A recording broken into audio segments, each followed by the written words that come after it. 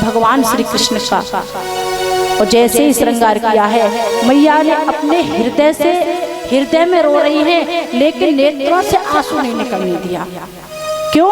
मैया कह रही है कि यदि मेरे नेत्रों से आंसू आ गए तो एक कन्हैया का मन मेला देखने में नहीं लगेगा। इसलिए मैया अंदर ही अंदर रो रही हैं, अपने नेत्रों से आंसू नहीं निकलने दे रही हैं। आज जैसे ही सुबह हुआ, इधर पूरे ब्रज की गोपियों को पता पड़ गया कि आज सुबह हमारे कृष्ण कन्हैया हमें छोड़ करके वृंदावन से मथुरा चले जाएंगे। पूरे ब्रज की जो गोपियां थी वो नंद महल के आगे आकर के खड़ी हो गई और एक एक करके अक्रूर को गालियां देने लगी।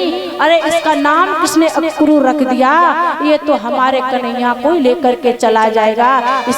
किसने इसका नाम अक्रूर रखा है? एक गिन गिन करके अक्रूर को गाली देने लगी। इधर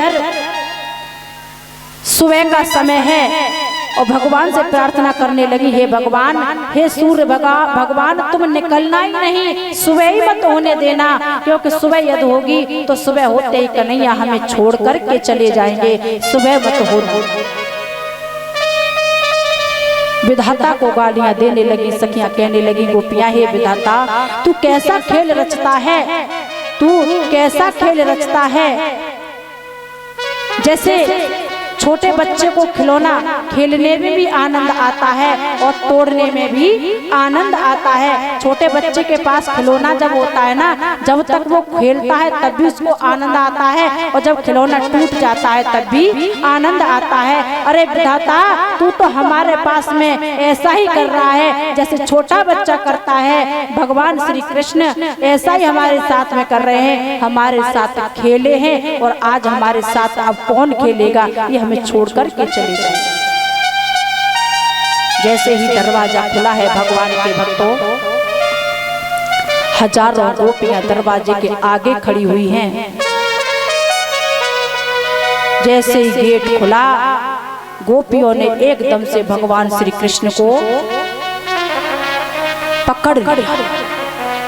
कुछ गोपियां जो थी रथ के आगे लेट गईं और जो कुछ गोपियां थी वो भगवान श्री कृष्ण से कहने लगी, लाला, आप हमें छोड़ करके क्यों जा रही हैं?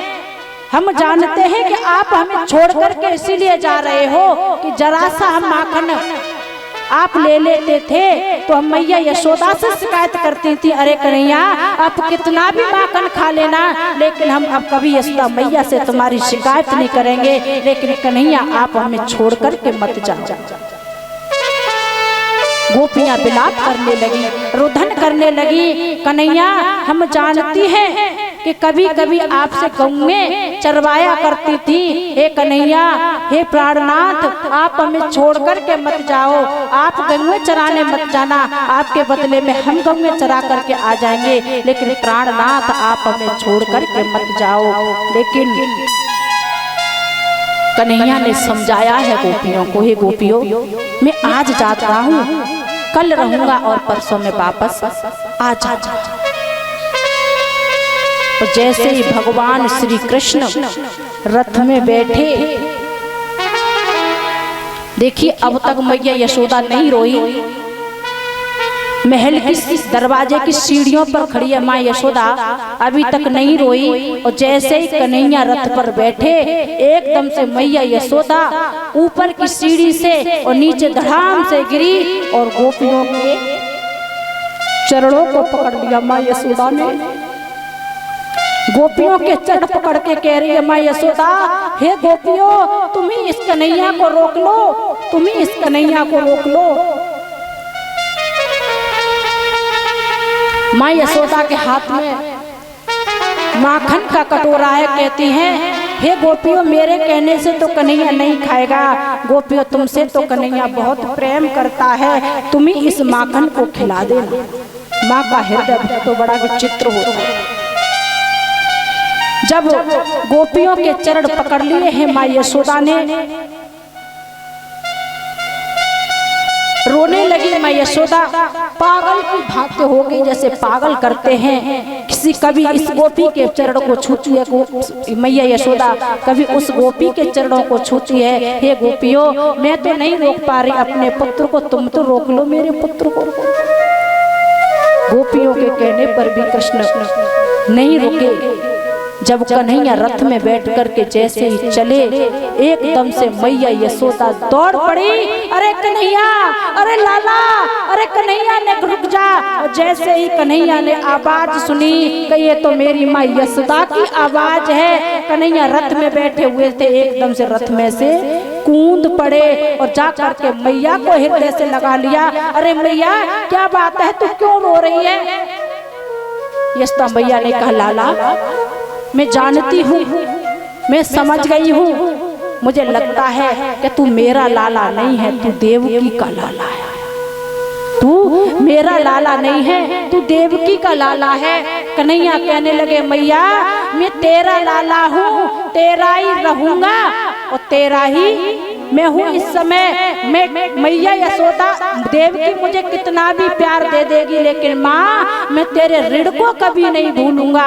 तू यशोदा मैया, तू ही मेरी माँ रहेगी। मैया ने, कन्हैया ने मैया को अंक में भर लिया। कन्हैया कहने लगे, मैया, मैं तेरा ही पुत्र हूँ, तेरा ही रहूंगा। मैया यशोदा कहने लगी, लाला, मैं जानती हूँ तू देवकी का ही पुत्र है, तू वसुदेव का पुत्र है। कंस की डर की वजह से वसुदेव यहाँ पर छोड़ करके चले गए। लेकिन कन्हैया, एक बात कहूँ, माँ यशोदा रोती हुई कहती है, कन्हैया, मैं एक बात कहूँ, तू सब बात बता देना देवकी को, लेकिन एक बात मत बताना। बोले, क्या? कि तूने जरा सी एक मटकी को फोड़ दिया और उस मटकी के चक्कर में मैंने तुझको उखल से बांध दिया। कन्हैया, तू ये बात मत कहना, अगर देवकी को ये बात मालूम पड़ गई तो देवकी कहेगी कि यशोदा इतनी निर्दयी थी कि एक मटकी के पीछे और कन्हैया को इसने उखल से बांध दिया। कन्हैया, तू सब बात बता देना, लेकिन देवकी को ये बात मत बताना। मैया, कन्हैया ने मैया को समझाया, मैया, तू चिंता मत कर, मैं आज जा रहा हूँ, कल रुकूंगा और परसों आ जाऊंगा। लेकिन भक्तों, माँ का हृदय तो माँ का ही होता है। माँ का हृदय ऐसे होता है, उसका पुत्र चाहे कितना भी बड़ी पदवी पर क्यों ना हो, चाहे कितना बड़ा क्यों ना हो, वो जितनी बार नौकरी पर जाएगा या जितनी बार घर छोड़ता है, तब माँ के हृदय में वात्सल्य और करुणा जागृत होती है। जब एक माँ का पुत्र घर छोड़ करके जब जाता है तो माँ यही कहती है, बेटा, खाना समय से खा लेना, पुत्र भोजन समय से कर लेना। माँ का हृदय इतना करुणावान होता है, इतना वात्सल्य होता है माँ के हृदय में, माँ के जैसा हृदय किसी का हो नहीं सकता। भक्तों, माता कभी को माता नहीं होती है और पुत्र को पुत्र हो जाता है। आज समझाया है मैया यशोदा को। कन्हैया ने कहा, माँ, तू चिंता मत कर, मैं जल्दी लौट करके आऊंगा। रथ आगे को बढ़ा है, गोपियां रथ के आगे लेट गईं और कहने लगी, कन्हैया, यदि तुमको जाना है तो इस रथ को हमारे ऊपर होकर के निकाल दो। भगवान श्री कृष्ण ने गोपियों को भी समझाया है, अरे गोपियों, मैं आज जा रहा हूँ, कल रुकूंगा और परसों आ जाऊंगा। गोपियों को जैसे तैसे समझाया है, धैर्य बनाया है। देखा है कि सामने राधा रानी बैठी हुई है, और जैसे ही राधा रानी को जब भगवान श्री कृष्ण ने देखा है तो भगवान के भक्तों, भगवान की हिम्मत नहीं हो रही है कि राधा रानी से बात भी कर लूं। भगवान की हिम्मत नहीं पड़ी राधा रानी से मुकाबला करने की। क्यों?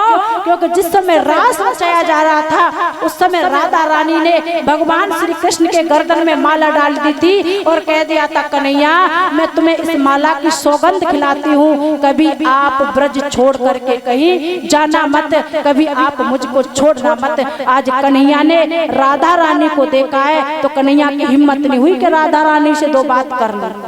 हिम्मत जुटा करके गए हैं, राधा रानी को प्रणाम करने लगे। राधा रानी, अब मैं जिस प्रयोजन से आया हूँ वो कार्य पूरा करने के लिए जा रहा हूँ। राधा रानी को काली कमली दे दी, बांसुरी दे दी। राधा अभी तक तो मैं इसका अधिकारी था, आज के बाद मैं तुमको काली कमली देता हूँ, बांसुरी देता हूँ। आज के बाद में ये पूरे वृंदावन की, पूरे ब्रज की जिम्मेदारी आप संभालोगी। भगवान ने कहा राधा रानी अब मुझे बांसुरी का समय नहीं है। भगवान कहने लगे अब मैं चक्र सुदर्शन धारण करूंगा, मैं पंचजन्य शंख धारण करूंगा। अब पंचजन्य शंख धारण करेंगे भगवान। यहाँ से भूमिका परिवर्तित हो रही है भगवान की। यहाँ से भगवान ने अपनी भूमिका को परिवर्तित कर दिया। राधा रानी से कह दिया राधा रानी जितने भी गोप ग्वाल हैं अब मैं आपके सानिध्य में इनको छोड़ करके जा रहा हूँ, इनकी रक्षा अब आप करें। भगवान के भक्तों वृंदावन में आप सब जाते हैं तो राधे राधे क्यों बोलते हैं? इसका आपको कुछ पता है? राधे राधे क्यों बोला जाता है? वृंदावन धाम भगवान श्री कृष्ण का है, बोला राधे राधे। ऐसा क्यों है? इसका यही कारण है। राधे राधे किसी ने पूछा गोप वालों से, वृंदावन वासियों से कि वृंदावन तो भगवान श्री कृष्ण का धाम है, तो राधे राधे क्यों बोलते हो? किसी के मुख से वृंदावन में राधे राधे कृष्ण नहीं निकलेगा, राधे ही राधे निकलता है। इसका कारण है कि गोप ग्वाल कहते हैं जिस शक्ति ने, जिस राधा ने हमको विरह से बचाया है उसको सदा हम भूल सकते हैं क्या? भगवान का वियोग जो था ग्वाल वालों से सहन नहीं हुआ, राधा रानी की वजह से ही ग्वाल पाल बच पाए थे। इसलिए राधे राधे वह आज भी बोला जाता है। और आज भी राधा रानी वृंदावन में साक्षात रहती है। वहाँ पर वृंदावन सौंप करके गए थे भगवान श्री कृष्ण कि राधे मैं तो जा रहा हूँ, अब मैं लीला करूंगा और आपको वृंदावन की जिम्मेदारी संभालनी है। आज भी राधा रानी वृंदावन को संभाल रही है। भगवान श्री कृष्ण राधा रानी से मिलकर के और मथुरा में पहुंचे। इधर नंद बाबा अपने ग्वाल वालों के साथ में मथुरा में गए हैं। एक बगीचे में सभी ठहरे हैं, जल्दी तैयार कर दीजिए। बगीचे में सब ठहरे हैं। क्या हुआ भगवान के भक्तों, जब बगीचे में ठहरे तो लाला ने कहा लाला बाबा हम तो मेला घूमने जाएंगे। कन्हैया ने कहा, बाबा ने कहा लाला तू अकेला नहीं जाएगा, बलदाऊ को साथ ले जा, लेकिन संभाल के घूमना, ये कंस की नगरी है, उदम मत करना, यहाँ पर मेला घूम करके इस बगीचे में आ जाना। भगवान कहने लगे बाबा आप इसकी चिंता मत करो, हम मेला घूमेंगे और घूम के तुम्हारे पास में ही आ जाएंगे। भगवान श्री कृष्ण और बलराम और जितने भी सखा थे वो सब मेला घूमने के लिए निकल पड़े। और जैसे ही निकलते हैं तो भगवान के भक्तों ग्वाल मथुरा के जितने भी नर नारी थे, जैसे ही भगवान श्री कृष्ण को देखा तो छोटे छोटे बच्चा तो कहने लगे अरे पूतना मारवे वालों आ गए हो, अरे पूतना मारवे वालों आ गए हो, अरे पूतना मारवे वालों आ गए हो। छोटे छोटे बच्चों ने पहचाना कि इसने ही पूतना को मारा था। इधर जितनी भी ब्रज की जो नारियां थी सब पुष्प वृष्टि करने लगी, ऊपर से पुष्प वर्षा करने लगी। आगे चले हैं भगवान श्री कृष्ण, तो क्या हुआ कि एक भगवान श्री कृष्ण के सखा कहने लगे लाला ये यहाँ पर इतनी पुष्प वृष्टि हो रही है, ये पुष्प बरसाए जा रहे हैं, क्यों बरसाए जा रहे हैं? कन्हैया कहने लगे लाला तुम्हें ना मालूम ये हमारी नंसार है, और नंसार में जब भांजे आमे तो स्वागत तो हो गई। कन्हैया कहने लगे ग्वालवाल कहने लगे लाला ये नंसार है,